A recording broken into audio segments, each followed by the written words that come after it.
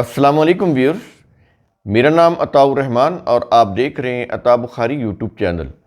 قرآن کریم کی مسلسل ایکسپوزیشن کے سلسلہ میں آج ہم سورہ الانعام کی آیت نمبر 60 کی ایکسپوزیشن کریں گے۔ اس آیت میں نیند کو موت سے تشبیہ دی گئی ہے، کیونکہ موت کی طرح نیند میں بھی کچھ خبر نہیں ہوتی۔ جب انسان سویا ہوتا ہے تو اس کو ارد گرد کا نہیں پتہ ہوتا کہ کیا ہو رہا ہے، تو اس لیے نیند کو موت سے تشبیہ دی گئی ہے۔ رات کی نیند کے بعد انسان تازہ دم ہو کر اگلے دن اپنا کام کرنے کے لیے وہ تیار ہو جاتا ہے، اپنے امور سر انجام دینے ہوتے ہیں، اپنی ڈیوٹیز دینی ہوتی ہیں۔ اس کے لیے انسان جو ہے وہ رات کو آرام کر کے فریش ہو جاتا ہے اگلے دن کام کرنے کے لیے۔ یہ جو رات کی نیند ہوتی ہے یہ انسانوں کے لیے اس لیے ضروری ہوتی ہے کہ انسانوں میں جو کچھ ٹوٹ پھوٹ ہوتی ہے، جو ان کے سیلز کی ٹوٹ پھوٹ، وہ پھر رات کو ریکور ہوتی ہے نیند میں۔ تو اس لیے جتنی گہری نیند ہوگی اتنا ہی زیادہ آپ صبح فریش اٹھیں گے۔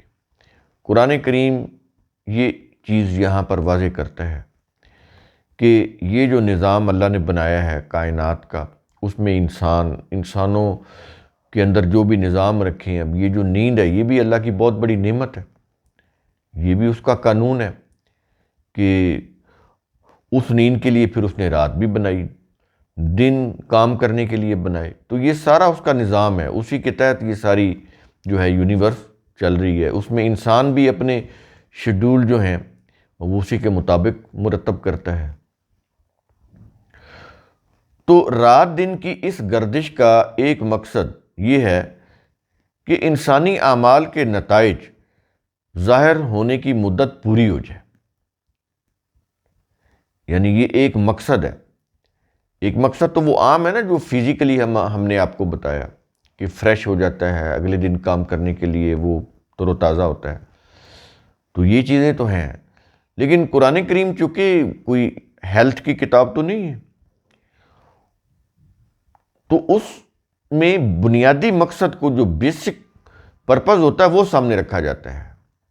تو بیسک جو مقصد ہے وہ یہ ہے کہ انسانی اعمال کے نتائج ظاہر ہونے کی مدت پوری ہو جائے۔ اس کے لیے یہ سارا نظام بنایا ہوا ہے کہ رات آتی ہے آرام دینے کے لیے، دن آتا ہے کام کرنے کے لیے، پھر انسانوں کے اندر وہ نیند کا عنصر رکھا ہوا ہے، وہ ایسے ہارمونز ہیں جو نیند لاتے ہیں۔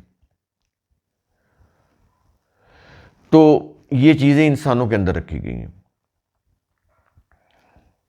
تو کیا یہ رہا ہے کہ اس کا مقصد بتا رہا ہے کہ انسانی اعمال کے نتائج ظاہر ہونے کی مدت پوری ہو جائے، اس میں انسان رہے، جو کچھ اس نے کرنا ہے وہ کرے، اور جو کچھ اس نے کیا ہے اس کے اعمال کے نتائج بھی اس کے سامنے آ جائیں۔ چنانچہ حتمی نتیجہ پانے کے لیے انسانوں کا ہر قدم روز بروز، ہر آن ہر گھڑی اللہ کے قانون مکافات کی طرف بڑھ رہا ہوتا ہے۔ اب ہمارے ہاں یہ ہوتا ہے کہ ہماری زندگی کا 1 سال ختم ہو چکا ہوتا ہے اور ہم سالگرہ منا رہے ہوتے ہیں۔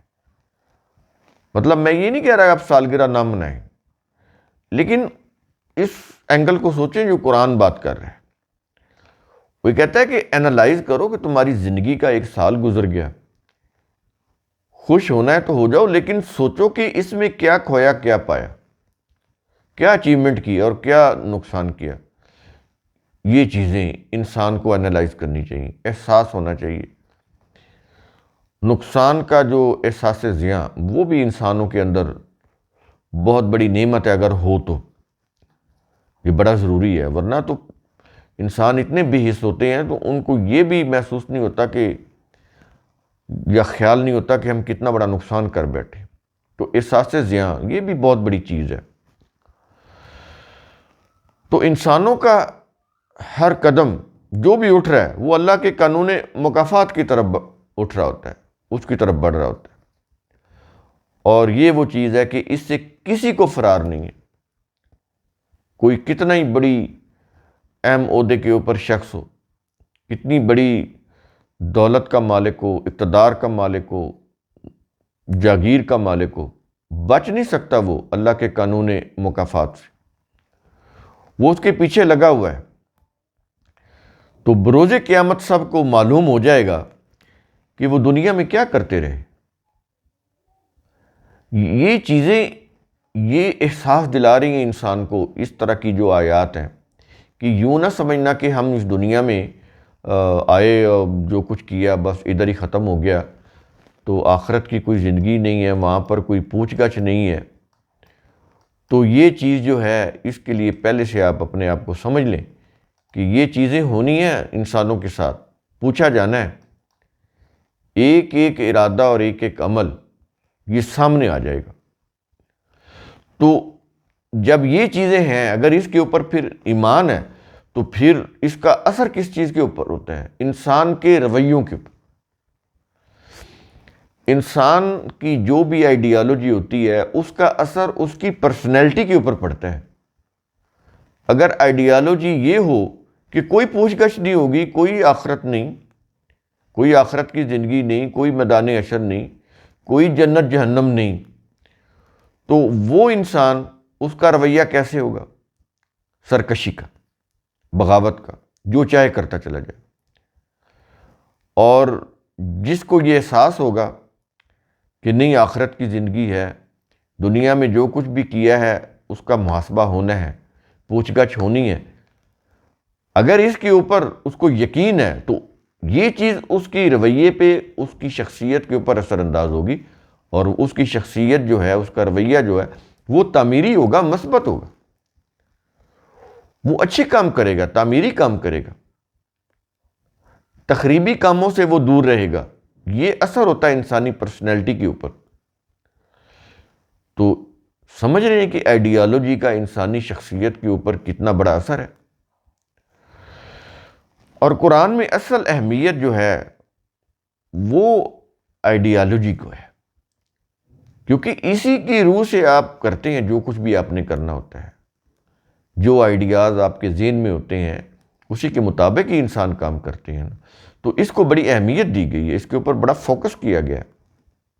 تو اب ہم شروع کرتے ہیں سورہ الانعام آیت نمبر 60. الفاظ ہیں وَهُوَ الَّذِي يَتَوَفَّاكُمْ بِاللَّيْلِ، اور وہی اللہ ہے جو تمہیں رات کو فوت کرتا ہے.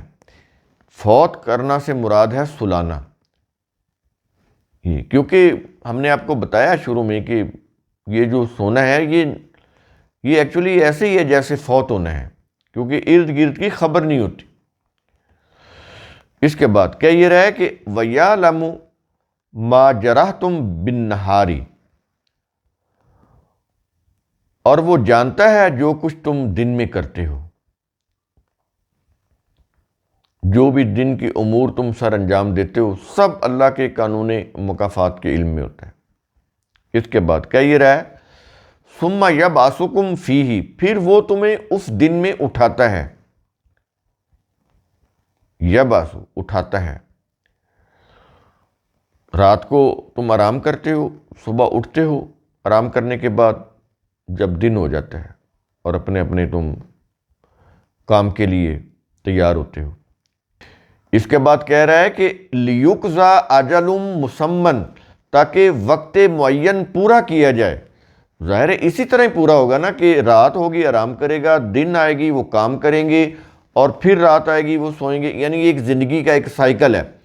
تو یہ کہتا ہے یہ زندگی کا جو سائیکل ہے اس لیے تاکہ جو بھی وقت معین ہے، جتنا عرصہ تم اس دنیا میں جو رہنا ہے تم نے، تو کہتا ہے کہ وہ تمہارا پورا ہو جائے.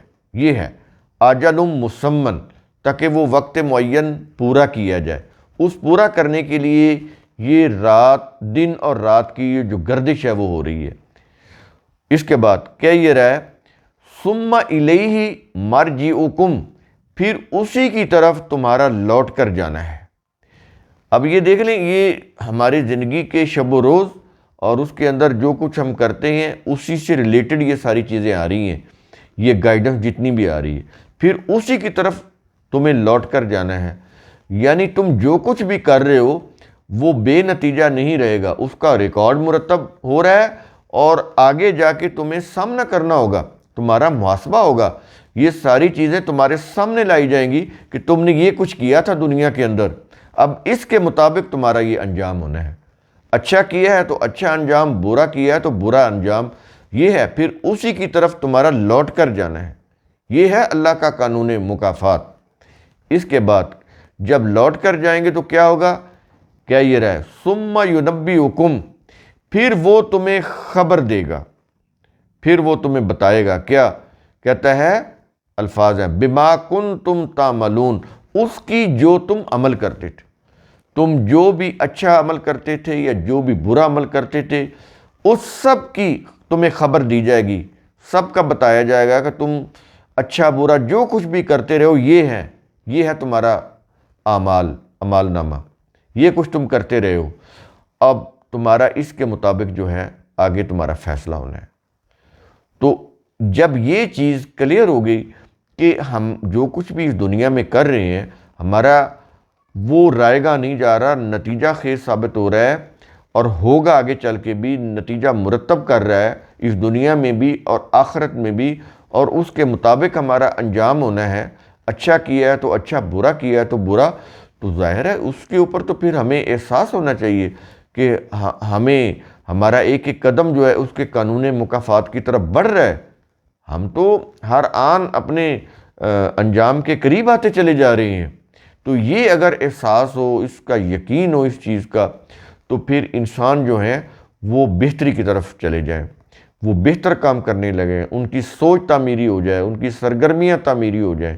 تو اس کے لیے یہ ضروری ہے کہ یہ کانسیپٹ کلیئر ہو، آخرت کا جو کانسیپٹ ہے، آخرت کا جو تصور ہے، یہ ایک حقیقت ہے، یہ نہیں کہ صرف کوئی خواب و خیال کی کوئی چیز ہے، یا کوئی جیسے عقیدے کے طور پر مذہب میں یہ چیز بتائی گئی ہے، بالکل نہیں، یہ ایک حقیقت ہے، ایک ریالٹی ہے، یہ ہو کر رہنی ہے، یہ اس کا ہمیں سامنا کرنا پڑے گا قانون مکافات کا آخرت میں، اسی کے مطابق ہمارا فیصلہ ہونا ہے۔ تو جب یہ چیز ہونی ہے اور یہ حقیقت ہے، تو ہمیں آج جو مہلت کا وقفہ ہے ہمارے پاس، اس کے اندر اپنے آپ کی اصلاح کر لینی چاہیے، خود کو صحیح کر لینا چاہیے، جو بھی غلط چیزیں ہیں ان کو اسی دنیا میں چھوڑ دینا چاہیے، ان کو چھوڑ کر ان سے کہیں بہتر اور اچھے کام کرنے چاہیے، کہیں زیادہ اچھے تعمیری کام کرنے چاہیے، تاکہ ہماری جو تخریبی صلاحیت جو کچھ ہم نے کیا ہے اس کے اوپر ہمارے جو تعمیری کام ہے وہ غالب آ جائے۔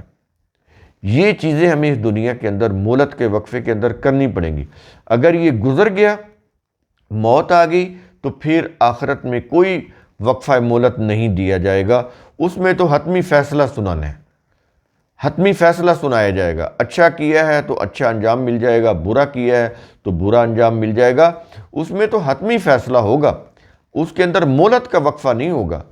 تو یہ جتنی بھی چیزیں ہیں نا، وہ کہ مرتے وقت کلمہ نصیب ہو جائے، اور وہ اس طرح کی جو چیزیں ہیں کہ نماز جنازہ پڑھنے سے 40 لوگ نماز جنازہ پڑھیں تو میت کی بخشش ہو جاتی ہے، یا قبر میں چلا گیا تو قرآن پڑھنے سے بخشش ہو جائے گی، یا کوئی کھجور کی گٹھلیاں پڑھنے سے بخشش ہو جائے گی، کل کرانے سے بخشش ہو جائے گی، یا چیلم کرانے سے، یہ سب مذہب کے فریب ہیں، ان کی کوئی حقیقت نہیں ہے۔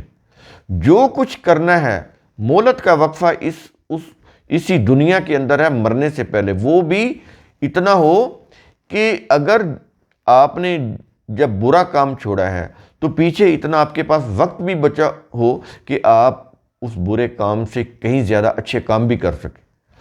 اگر بالکل اس وقت جا کے آپ نے چیزیں چھوڑی ہیں کہ جب موت بالکل قریب آ گئی، تو اس وقت کہیں کہ میں نے چھوڑ دیا تو کوئی فائدہ نہیں ہے۔ اور اس کی مثال فرعون کی، جب وہ غرق ہونے لگا تو اس نے کہا کہ میں اللہ کے اوپر ایمان لاتا ہوں، تو کہا گیا کہ اب فائدہ نہیں ہے، کیوں کہ تیرے پاس اب وقت نہیں بچا، تو غرق ہو رہا ہے، تو اب ایمان لے آئے گا تو اچھے عمل، جب تیرے پاس ہی نہیں ہے، جب تیرے پاس تیری مہلت کا وقفہ ہی نہیں رہا، تو کہاں سے اچھے کام کرے گا؟ جب اچھے کام ہی نہیں کر سکتا، تیرے پاس وقت ہی نہیں بچا، تو اب تیرے ایمان لانے کا کوئی فائدہ نہیں ہے۔ تو یہ چیزیں سمجھ آ گئی۔ تو ان چیزوں کو بڑے غور سے آپ سوچا کریں، سنی ہے تو سمجھا کریں. صرف سن کے ایک کان سے دوسرے کان سے نکال دینا اس کا کوئی فائدہ نہیں. جب تک آپ ان کانسیپٹ کے اوپر خود غور و فکر نہیں کریں گے، یہ قرآن کے کانسیپٹ ہیں، جب تک آپ ان کے اوپر غور و فکر نہیں کریں گے اس وقت تک کوئی فائدہ نہیں ہوگا. خالی قرآن کو ثواب کی نیت سے پڑھنے کا کوئی فائدہ نہیں ہوگا. تو قرآن کریم کا اصول ثم تتفکروا، اس کی روح سے آپ خود بھی سوچا کریں، سمجھا کریں، غور و فکر کیا کریں. شکریہ.